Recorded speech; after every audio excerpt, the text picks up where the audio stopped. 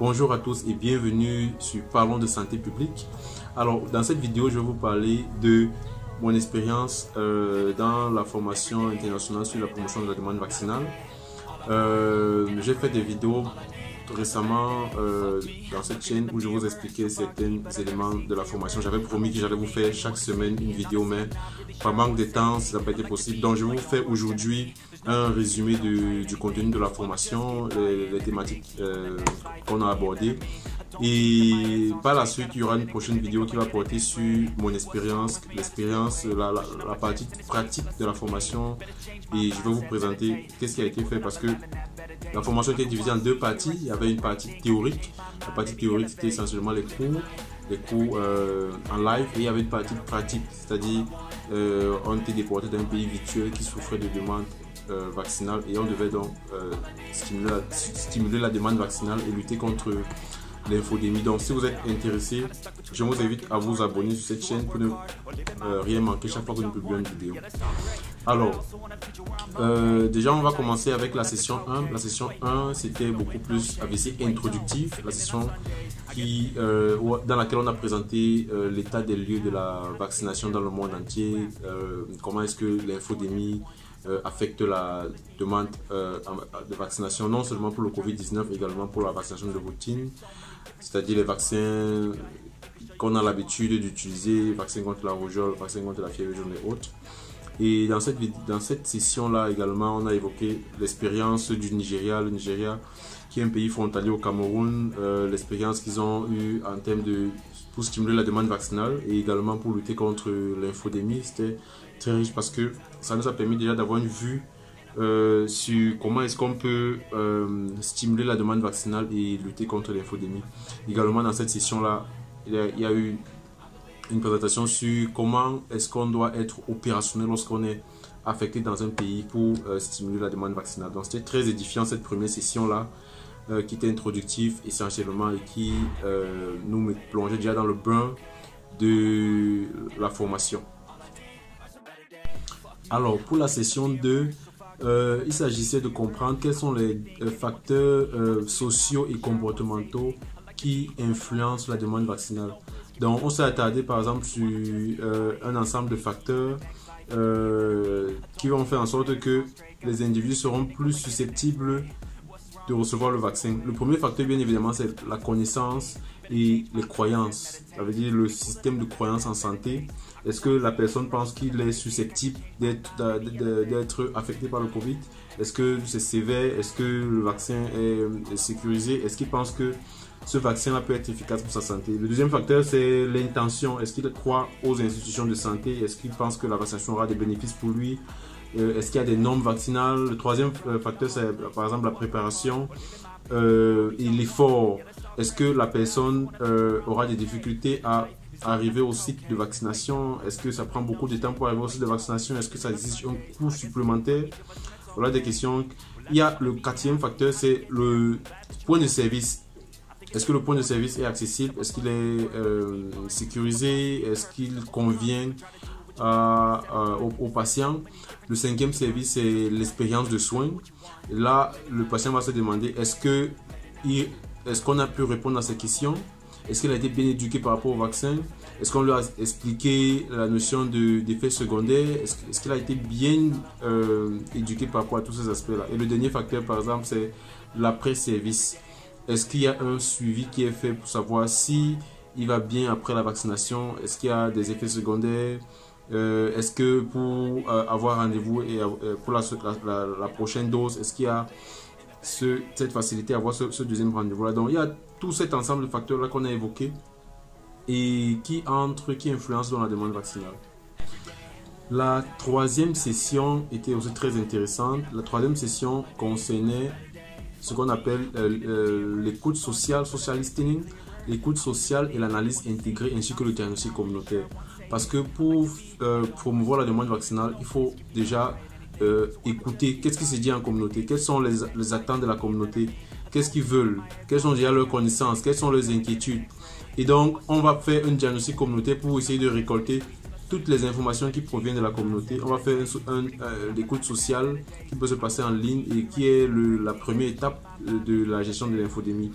Et donc, on va faire une analyse intégrée en essayant de faire une sorte de triangulation des données qui viennent de plusieurs sources. Donc, ça, c'était la troisième session et c'était des cours très vastes, très intéressants et très édifiants. Et donc, la quatrième session était beaucoup plus ce qu'on appelle Human Centered Design, les stratégies basées sur l'humain.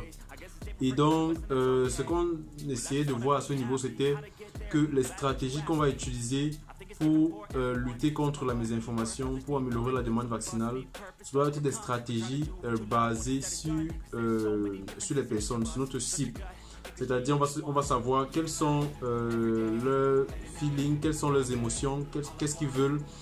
Et le message qu'on va en fait déployer, qu'on va adresser aux personnes sera un message qui va convenir aux attentes de la cible.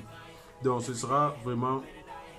Et là, on montre l'importance d'adresser des interventions qui sont vraiment basées sur l'humain. Ça veut dire on va adopter par exemple une posture empathique. Il faut avoir de l'empathie pour des personnes, essayer de comprendre déjà le fait qu'ils ne soient pas favorables à la vaccination. Ça, c'est une étape très importante pour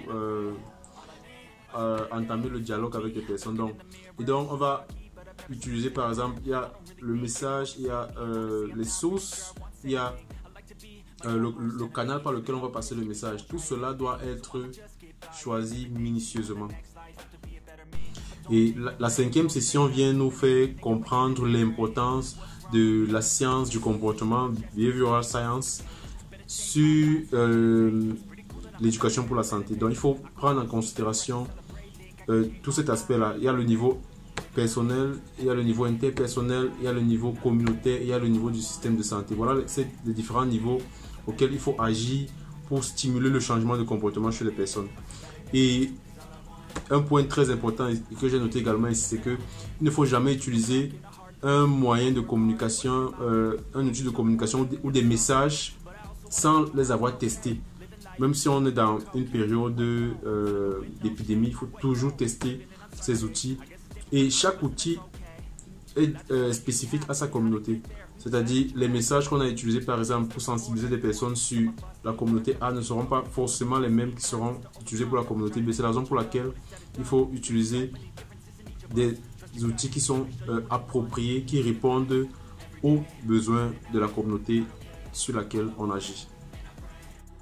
Et là, on arrive à la session que j'ai trouvée la plus intéressante. La session qui m'a le plus intéressé, c'est la session 6. Et là, on a évoqué des thématiques très importantes. Par exemple, on a évoqué la notion de marketing social, comment utiliser le marketing social pour stimuler le changement de comportement. On a évoqué également la notion de les interventions de santé digitale qui sont très importantes à prendre en considération. Et dans cet aspect, on va prendre en considération le problème d'inéquité qui existe. Le problème d'inéquité qui existe entre les hommes et les femmes en ce qui concerne la santé digitale, parce que dans la plupart des pays, surtout les pays en voie de développement, les hommes ont plus accès aux téléphones, aux appareils électroniques, ou alors aux réseaux sociaux comparé aux femmes. Et il faut prendre en considération tous ces aspects-là lorsqu'on veut mettre en place une intervention de santé digitale. On a également évoqué comment travailler en réseau, social network, l'importance du travail en réseau pour stimuler la demande vaccinale et lutter contre les infodémies. Également, on a évoqué la communication de risque, comment communiquer en temps de crise, en temps d'urgence sanitaire. Ça, c'est la session qui m'a le plus intéressé, la session où il y a eu des informations très très importantes. La session 7 concernait le discours, le pitch au ministre, parce que dans le cadre de la simulation, de l'exercice de simulation à Chronos, il était question à la fin d'adresser un discours au ministre dans lequel on devait poser le problème qu'on a identifié, les stratégies qu'on va apporter pour résoudre ce problème-là et formuler des recommandations. Et donc, cette session a été réservée essentiellement au discours au ministre de la Santé. Et dans cette session-là, ce qui était très intéressant, c'est de comprendre, c'était de voir les différentes idées que les gens développaient dans leur discours, la manière avec laquelle les gens abordaient le problème que mon groupe a identifié ne sera pas forcément le même problème que l'autre groupe a identifié, et la manière de représenter ce problème-là, également les stratégies qui sont apportées. Donc les groupes se sont démarqués avec des recommandations vraiment excellentes. Et la dernière session, bien évidemment, vous vous en doutiez, c'est la session qui est réservée au suivi évaluation, parce qu'il faut toujours faire l'évaluation à la fin du programme et le suivi qui va se dérouler tout au long du processus. Et on a évoqué également l'importance d'associer les communautés à l'évaluation du programme qu'on met en place. Donc c'était très important, très intéressant également d'aborder cette notion là. Donc c'est tout pour cette vidéo, j'espère que ça vous aura plu. J'ai vraiment eu très bonne expérience à travers cette formation. C'est une formation unique. Tous les participants étaient émerveillés et surpris, parce que je ne suis pas le seul à dire que je n'ai jamais assisté à une telle formation. D'autres, avec beaucoup plus d'expérience, étaient également surpris de découvrir cette formation très bien organisée, des cours vraiment très bien structurés, très enrichissants, et c'était vraiment unique. Donc c'était une très bonne expérience. Et après cette vidéo, si je vous présenterai, comme je vous ai dit au départ, cette formation c'était divisé en deux. Il y avait l'aspect théorique, c'est-à-dire les cours comme ce qu'on vient de faire actuellement. Il y a l'aspect pratique. L'aspect pratique, c'est l'exercice de simulation. Ça veut dire vous êtes un groupe de personnes et vous devez aller stimuler la demande vaccinale dans un pays virtuel. Et donc dans cet exercice de simulation, c'est de ça dont il était question. Et dans la vidéo qui va suivre celle-ci, je vous présente quelles ont été nos actions dans ce pays Chronos. Allez, on se dit à la prochaine vidéo. Sentez-vous bien.